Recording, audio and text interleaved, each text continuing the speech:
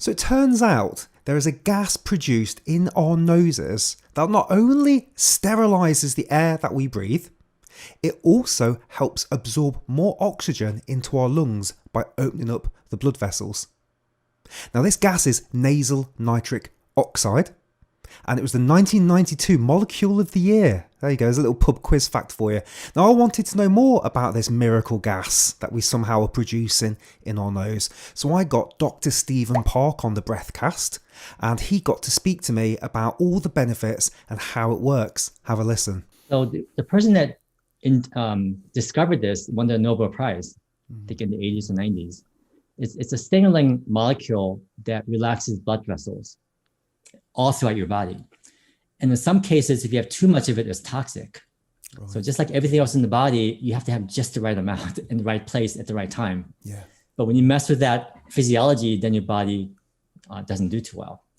So this gas, actually, in certain medical centers for the coronavirus, they're actually putting in artificial nitric oxide into the lungs through the endotracheal tube to dilate blood vessels. Wow. So it's a very common thing that we've known about for decades, but people don't take advantage of it because most people tend to breathe more through the mouth these days for various reasons that we're going to talk about. No, I'm looking forward to getting into that piece. And also, one more thing is that there are studies showing that if you hum, you increase nitric oxide production. This is what I wanted to talk to you about before we went into the mouth and nose breathing. So Dr. Belfour, who we just spoke about before I hit record, I spoke to him. He's not been published on the channel yet, but he was really passionate about nitric oxide.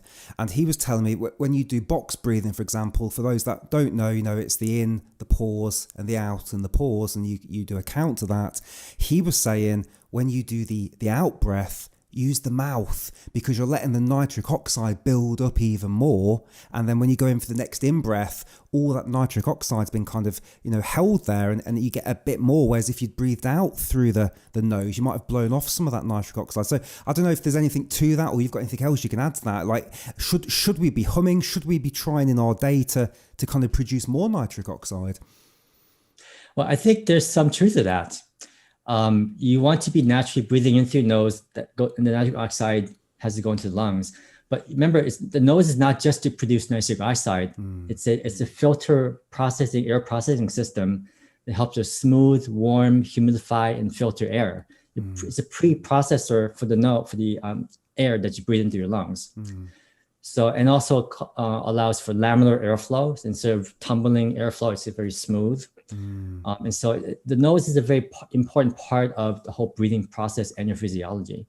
So I think that Dr. Belfour may have a point that you don't want to breathe out the nitric oxide. You want to just inhale it as much as possible. Yeah. But honestly, ideally, you want, when you talk about breathing, I know that's a big focus of your show and many of your guests, and we can override our breathing and improve our health. But ideally, you don't want to be thinking about breathing. It should be natural, right? But because we kind of mess everything up through our environment and our diet, now we have to kind of think about it to be able to breathe better.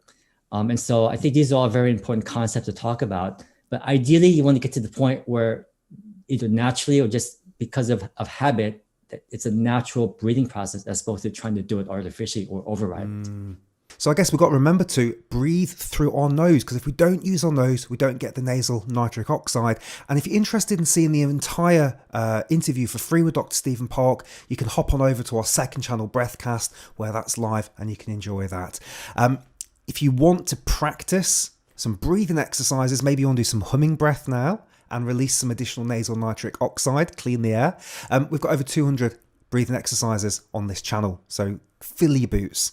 And for those of you that want to take your breathwork practice to the next level, the Take a Deep Breath Level 1 functional breathing course is now live. We've been getting wonderful feedback from people. So if you want to learn a bit more, click on the link below, take you to a page explaining what's in the course, how it works. In short, I'm taking 5 years worth of podcasts and knowledge and condensed it down to a really short, simple, fun course so you can learn to breathe better, learn to harness your nasal nitric oxide, lower blood pressure, improve performance in the bedroom. Yes, it does affect that, the way you breathe, increase heart rate variability, and a whole range of other things. So if you're interested in doing that, click on that link below, and I'll see you on the next videos. Thank you so much. Cheers.